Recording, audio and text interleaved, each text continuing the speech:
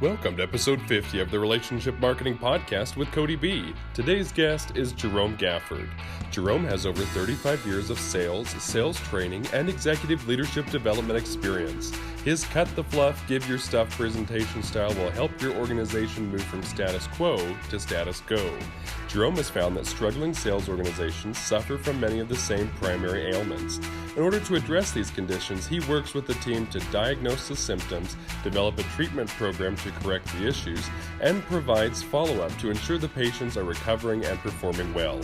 Since 2007, Jerome has focused his energy and expertise in professional selling to work with companies looking to get their selling operations off life support. He developed and initiated the Center for Professional Selling at the University of North Alabama in 2010 to prepare undergraduate students for careers in professional selling. Since 2017, he has worked with the sales program at the University of Texas at Dallas to develop world-class sales talent for the 21st century. Through his involvement as a sales professor in higher education, he has developed and delivered numerous educational programs to train and empower salespeople and sales leaders at all levels of skill and expertise in the industry. And now, Cody B. Hey everybody, this is Cody Bateman. Welcome to another episode of the Amazing Relationship Marketing Podcast. It's amazing because of the incredible people that we get on here every week. I got to tell you, boy, I sit here and do this so-called interviewing, and I learn so much every week. I kind of forget that I'm actually interviewing. There's just so much good content. I like to take good notes. I've always loved being a student.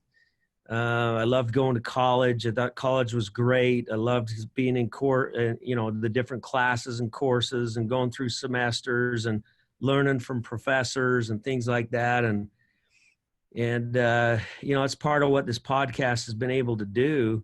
In fact, speaking of professors, we got one on with us today, Mr. Jerome Gafford. How you doing, my friend? Doing well, Cody. Thank you so much. Good to be here with you today. Well, we're excited to hear from you. So Jerome Gafford is the sales doctor. Got a PhD and a lot of great things. We were just talking in the pre-show a little bit about your dissertation that you did, which I'm fascinated by the way. So for all of our listeners, we got a super smart guy on with us today, and he's going to talk, some analysis behind why people do what they do, what works and doesn't work in the sales process. Just really good stuff. So I hope you got a notepad out. You can take some good notes. First of all, you're a good old Southern boy down there from Alabama. You got all these quotes. I just want to start by your quotes, man. You got some cut the fluff and give you the stuff. I mean, that's good. So what does that mean? You walk right in and say, we're going to cut the fluff and give you some stuff and help turn your sales organizations around. So those are some big words. What does that even mean? Well, it's mainly built around the idea that when we walk in, whether we're working with a group of students or whether we're working with a corporate entity, a selling organization, time is of the essence.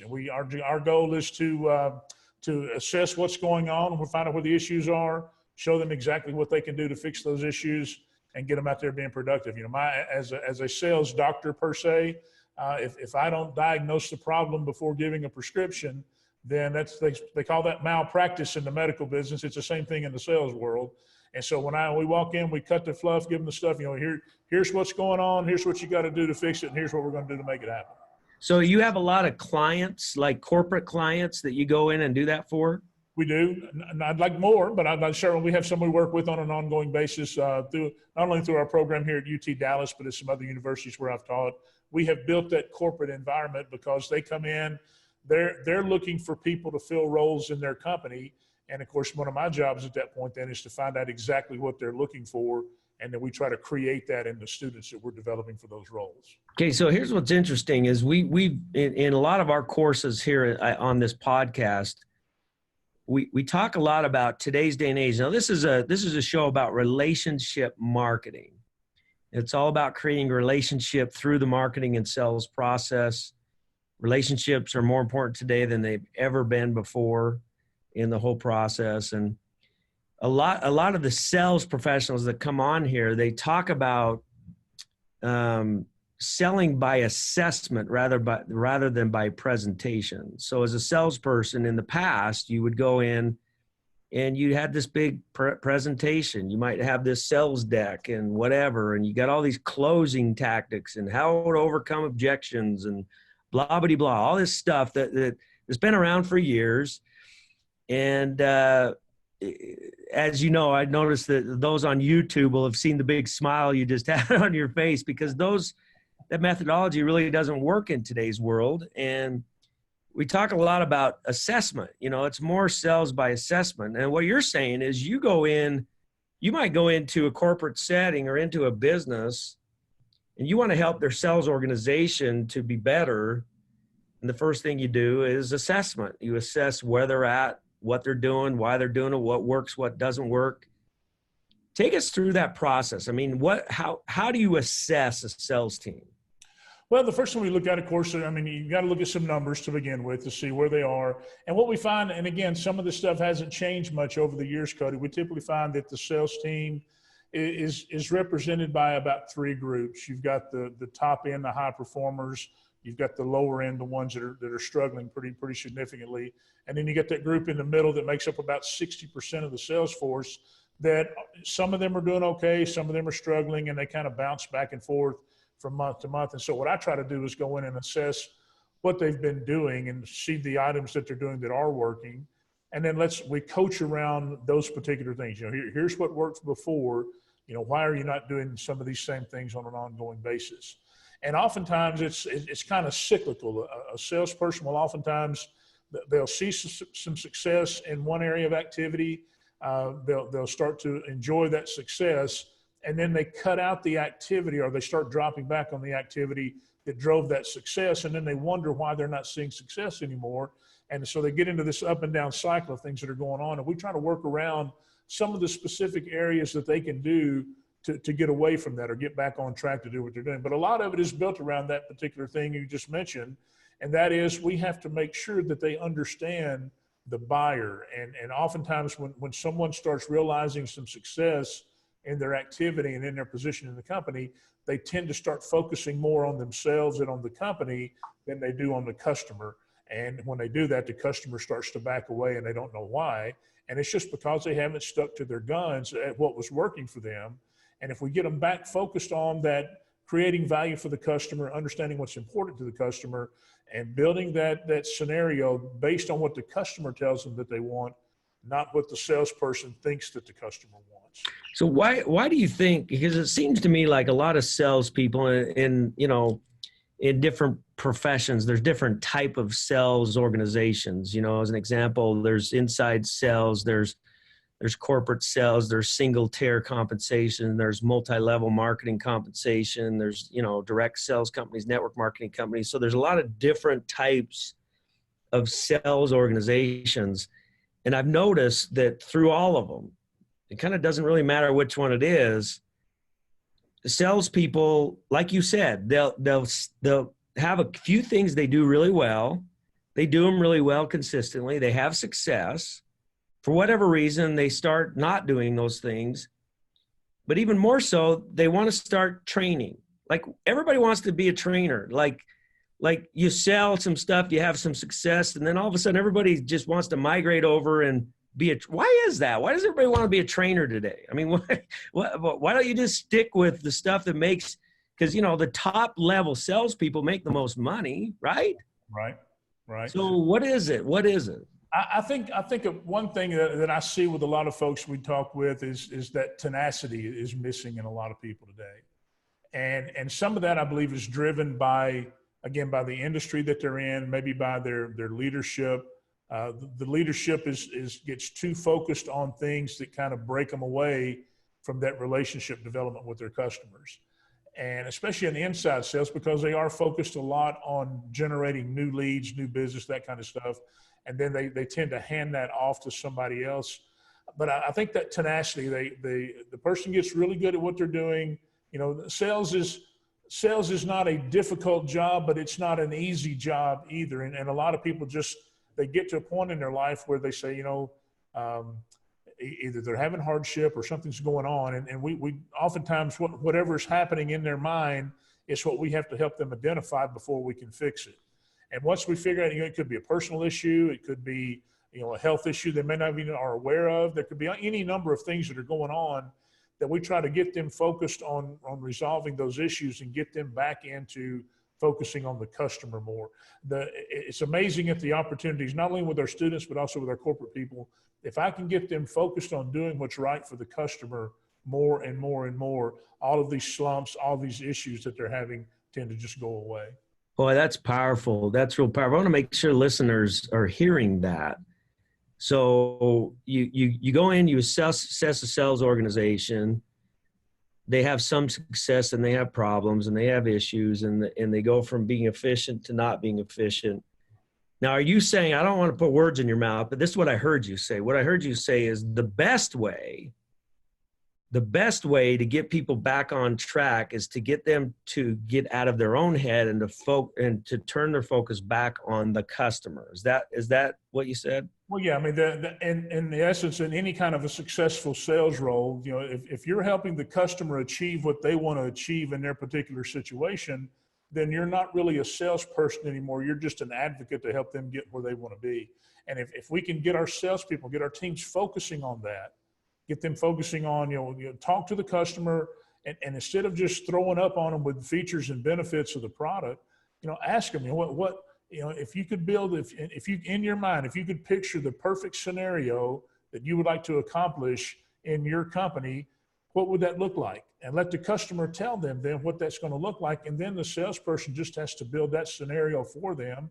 And everything at that point is focused strictly on the customer. That assessment piece that you're talking about really is just asking the customer the questions that you need to ask them to get you to tell them exactly what they need, what you want to know from them. Do you see that salespeople, generally speaking, and even your students, are they getting this message? Are they getting the message that they need to assess and care more versus try to be transactional and close more? I mean, are you seeing them shift over, or is it still a struggle to get them there? Well, that in essence, I think is where we try to make that jump from being a good salesperson to being a great salesperson. And for a lot of people today, that is not an easy jump to make, because they in our minds, if we get into a situation where we feel challenged by whether it be a selling scenario, interacting with somebody brand new, we tend to default back to what we know, and that's where we get into spilling all the features about a product or a service. And we don't ask them the questions, because I think a lot of people they haven't learned how to ask the right kind of questions. And that gets back into the relationship that you guys talk about so much. If you build that relationship with the person and you can have a conversation with them, then there's no adversarial piece there anymore. And the trust factor comes way up. And as you talk to these people and ask them, what's going on in your current situation, if you could improve on one or two things, what would that be? If you could build a perfect scenario for your company, what would that look like? And let them tell you what's going on. And if you ask them the right kind of questions and get them telling you what's going on and what they like to accomplish, then it's real easy to become an advocate for them and them for you as well. It's all about relationships. Incredible. It's pretty simple stuff. Now you're a professor. I mean, you have classes, people like you're at the University of Texas, Dallas. Is that right? That's correct. Yes. Now you teach, now correct me if I'm wrong, but it looks like you have two courses. One's called Principles of Marketing, and there's another one called Intro to Professional Sales. Now, so are these like, when I was in school, it was like 100 classes, 200, 300, 400 based on your year. So is that still how it is? It is here. We're on a 1,000, 2,000, 3,000, 4,000. So what would these be? The intro to marketing class or principles of marketing is a 300 or 3,000 level class. So it'd be like a junior in college would take? Some sophomores, primarily juniors. This is a course that's part of what we call our core in the School of Management here. In other words, every student that's studying some kind of business degree takes the principles of marketing class. So we teach, like at this university, we teach 25 or 30 sections of it every semester. Wow. And then you have the Intro to Professional Sales. Is that a 4,000 course or? That is it's an upper level 3,000 course as well, because again, it's part of the core. That course is more focused on what we consider the foundational pieces of moving into a sales career. We teach some of the basic processes of prospecting and CRM and how to build a presentation and how to build value for the customer and all the foundational steps in the selling process. And then from there, during that class, we introduced the students to a lot of the cultural piece of a sales role. We introduced them to a lot of corporate partners so that they can pick up on the culture that's going to be that they're going to be involved in, as well as the expectations that the industry is going to have of them to perform in that role. So you wrote the curriculum for these courses? For these courses here at Dallas, I was in on the curriculum development. They had already been teaching a sales program here for a couple of years before I got here. But prior to my coming to Dallas, I started the sales program at the University of North Alabama back in Florence, Alabama, and I built the curriculum for everything at that program. Wow, that's fascinating stuff. It takes me back to my college days forever ago, but it's fascinating, to listen to how that process works. Yeah. So now these students would this be an electoral credit, or is this a required credit? The Intro to Sales class, if you're a marketing major, is a required course in the marketing degree. We have it also at UT Dallas. There are, of course, a number of different degree plans, not just in the School of Management, but all over the campus. About 28,000 students altogether here on this campus. And we have about 15,000 of those students that are in the School of Management. So we've got a pretty good mix of students from several different degree plans. And a lot of those degree plans have what they call directed electives. And those are electives that they encourage their students to take outside the normal realm of their degree plan. For instance, if a student's majoring in finance, the bulk of the classes they take in their junior and senior year are going to be finance type classes.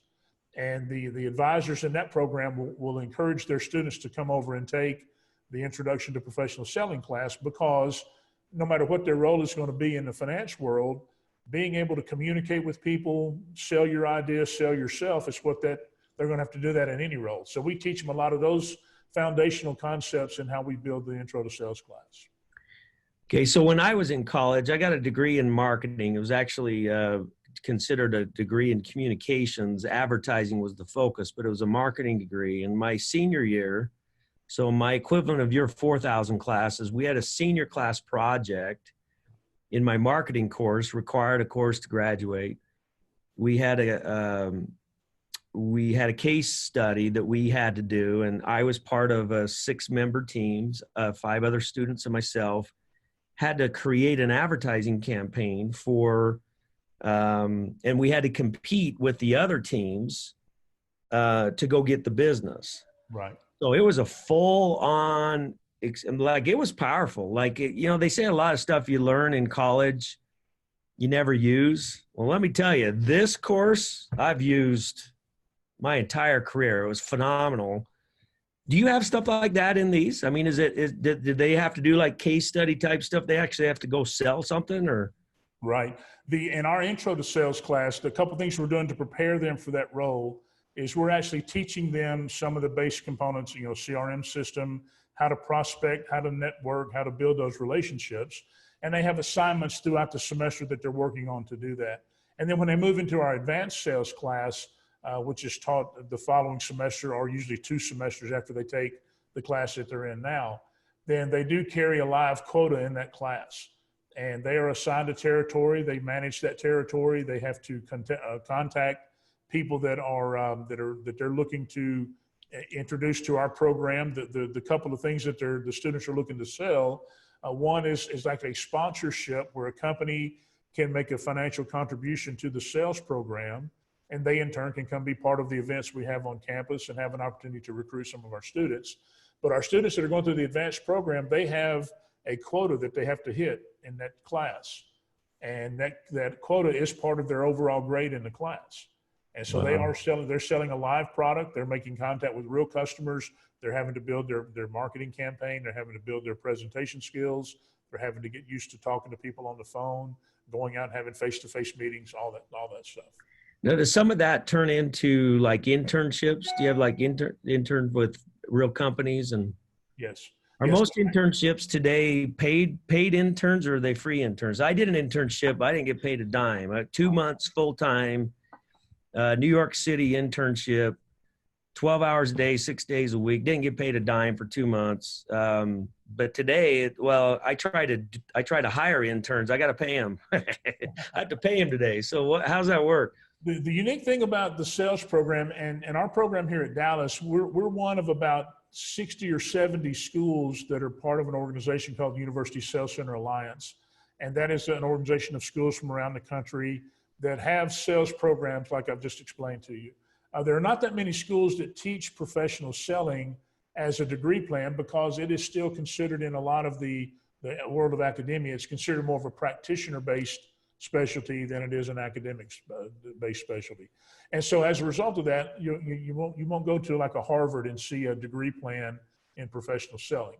But for schools like UT Dallas, and we have Baylor's got a program here in Texas, and UT Arlington's got a program as well.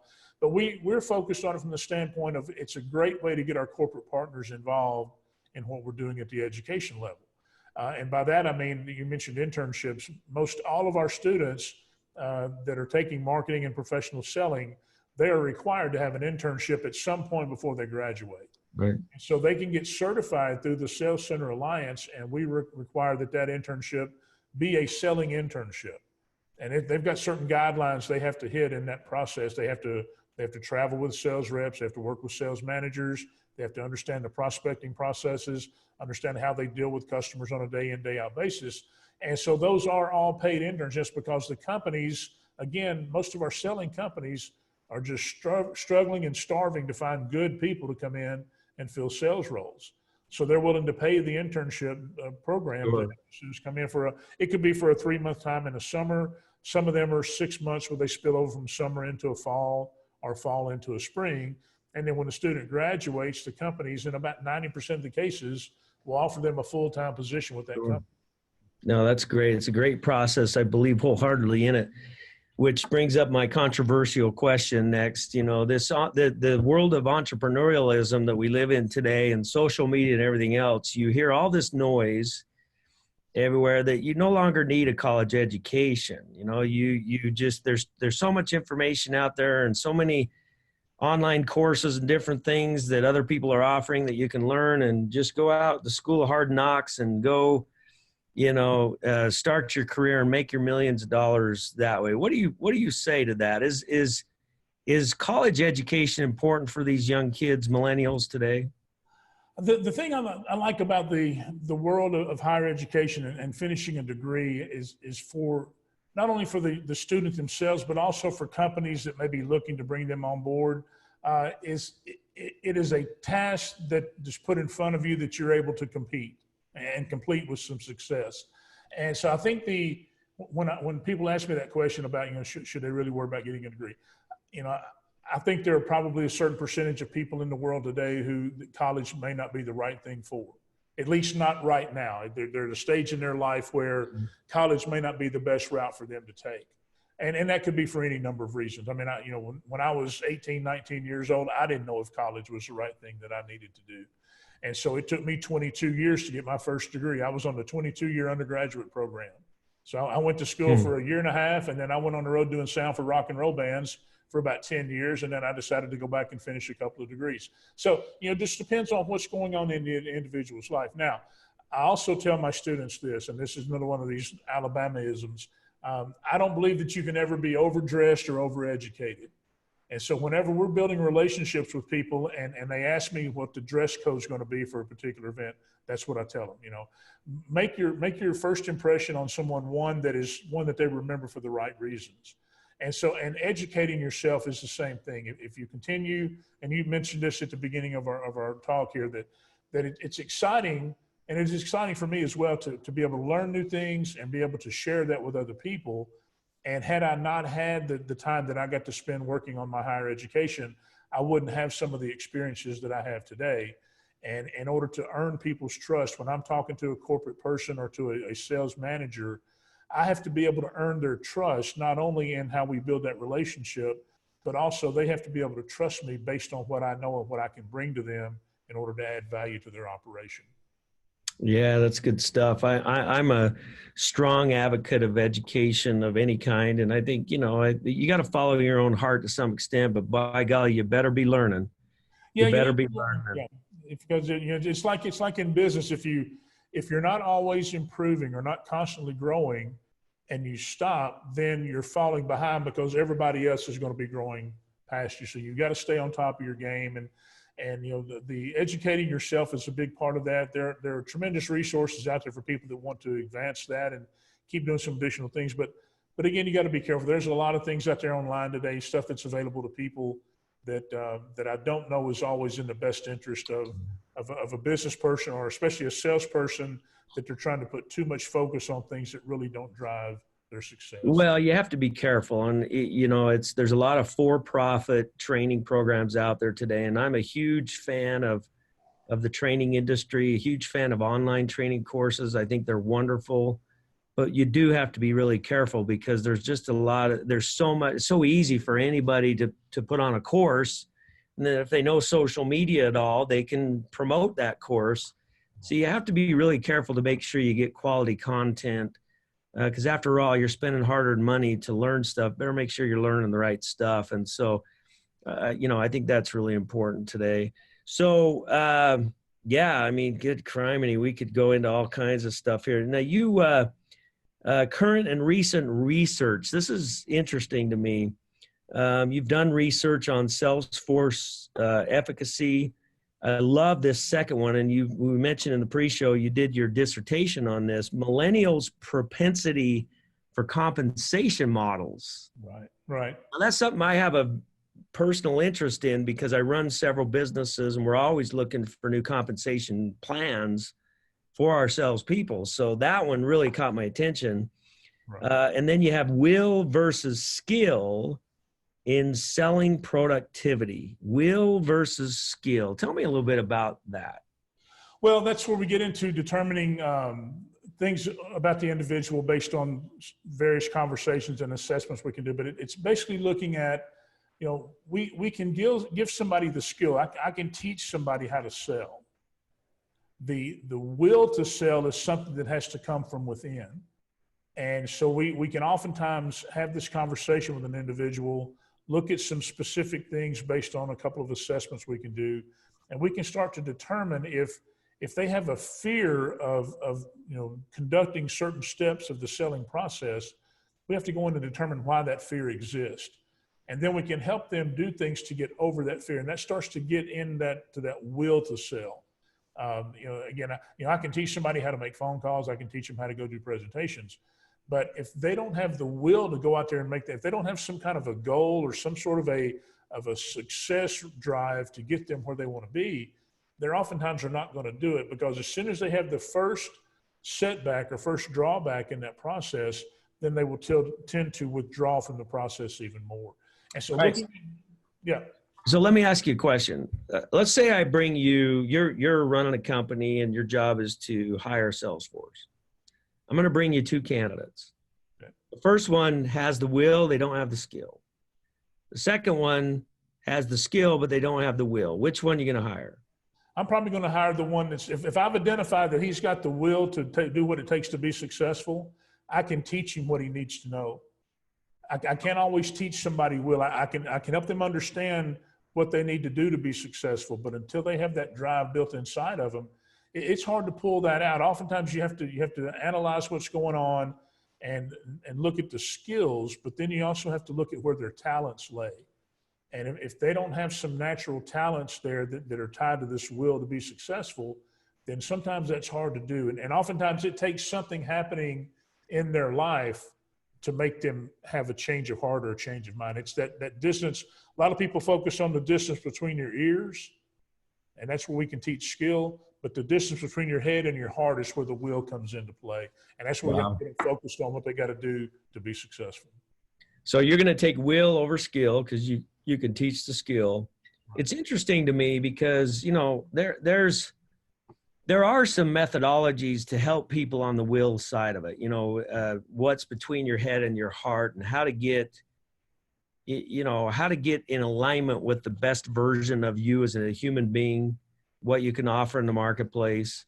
we teach a lot on that. We teach a lot on find out who you are and give the best version of you away to other people in your business ventures. We do teach on creating that will and having the proper goal set, mindset, stuff like that. But it's interesting to me that most people, they want to jump over that to go to the skill side. Like they want to jump over all the foundational stuff and they want to say, oh yeah, that's all cool, but give me that 5-step thing. Give me the 5 steps that's going to help me, collect my check at the end of the month. Yeah. Yeah. Why are people so afraid of what's in here versus the actual skills? Because to me, it's a common sense question. I can ask a question to anybody. Are you going to hire will over skill or skill over will? 9 out of 10 people are going to hire will over skill, but people don't want to learn the will. Right. Why is that? I think part of it's in our subconscious, Cody. I know from the time we grow up and some of the research that we've looked at on that, say somewhere around the age 8, 9, maybe 10 years old, kids have grown up and they've got this wide open mindset and they're always asking why. And they continue to think and they're wanting these positive things to come about in their life, but so much negative stuff gets dumped into us in our subconscious that the subconscious starts to take over and becomes more of a protective mechanism than it does a growth mechanism. And all the mindset research that you mentioned is focused on how to go back and see why that happened and look at what we can do to kind of change that. And for a lot of people, it's just a fear thing. They're parts of their brain, parts of their subconscious are telling them all the time, okay, if that person tells me no on the phone, it's just going to break my heart because, my mom or my dad wouldn't give me the 25 cents to buy a pack of gum when I was 10 years old. So they don't want to have to deal with hearing what they think is a personal attack on themselves if somebody says no. And the subconscious kind of jumps in and takes over some of that stuff. And so we try to get them focused on, looking at that mindset change, build that growth idea, looking at things from a different scenario and realizing that a no doesn't mean no forever. It just means no right now. And so that's just one example of that. But I think the subconscious, how it gets beat down as we move out of our adolescent years into our teenage years and early adulthood, we tend to start to respond in a negative format because of everything that's been beat into us. And for someone in a sales role, like I say, it's not a difficult job, but it's not as easy of a job as some careers because you are forced to think and be flexible in how you respond to different situations. And some people, for whatever reason, just can't get a grasp on that as they get older. Wow. It's fascinating stuff. You're listening to Dr. Jerome Gafford, known as the Sales Doctor, one of those smart guys that's out there teaching our students and our kids and going in and helping companies and businesses to better their sales and marketing efforts.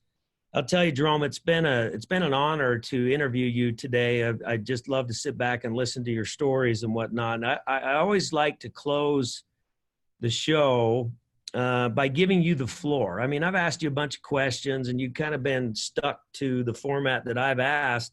So I like to end the show by just turning it over to you and just have you, whatever you want to talk about, just share with us, with this audience, what you feel is really important for people getting into the sales profession today. What are the most important things you should focus on to be massively successful in sales? Well, we talked about, I think this idea that I try to get across to my students and to the people I work with is, you've got to understand what's important to the customer.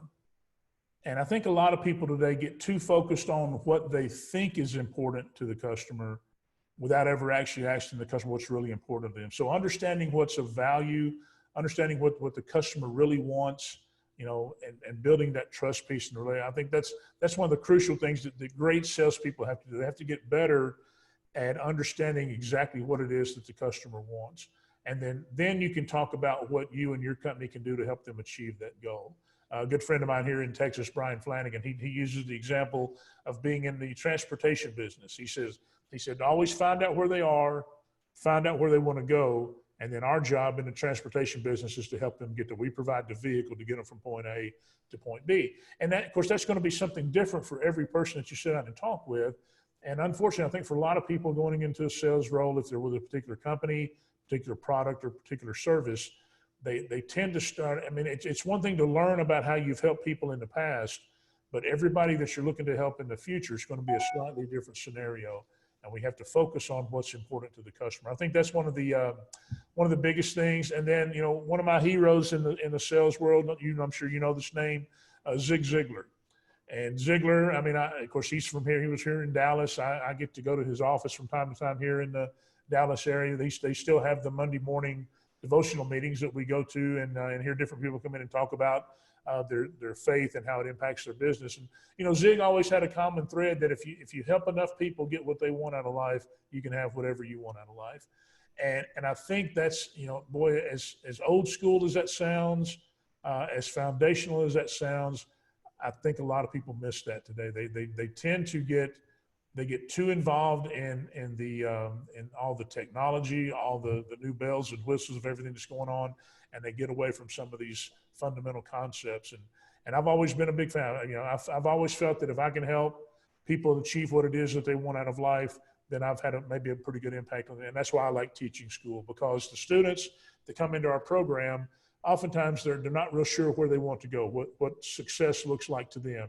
And if I can help them stay on track and get moving in the right way to achieve what it is that they want out of life, then I feel like I've had a pretty good impact there. And it's always great for us to get the phone calls or the letters or the emails or our student coming by our office, 3 or 4 years after they've graduated, and talk about, what they learned in our classes really helped them to be successful in their career.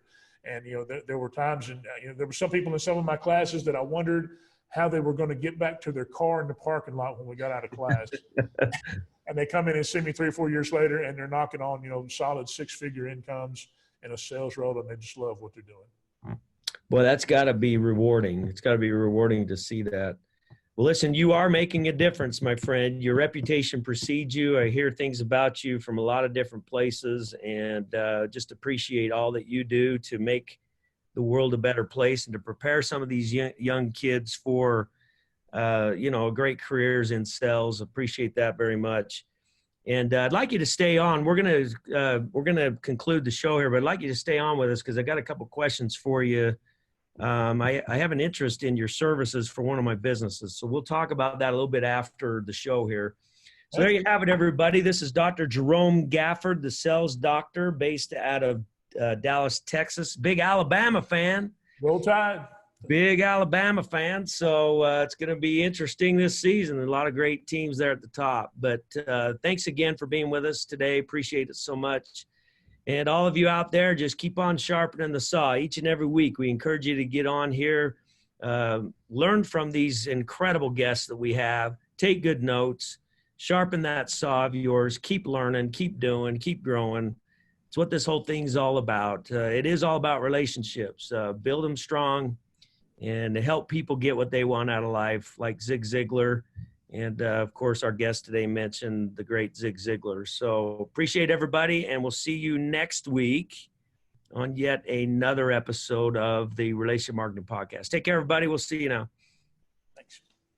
If you have enjoyed this episode of the Relationship Marketing Podcast with Cody B, be sure to subscribe to the show and leave a review so that together we can get this message, The Power of Human Connection, out to the world. You can find Cody's new book, The Power of Human Connection, on Amazon or the Send Out Cards gift store.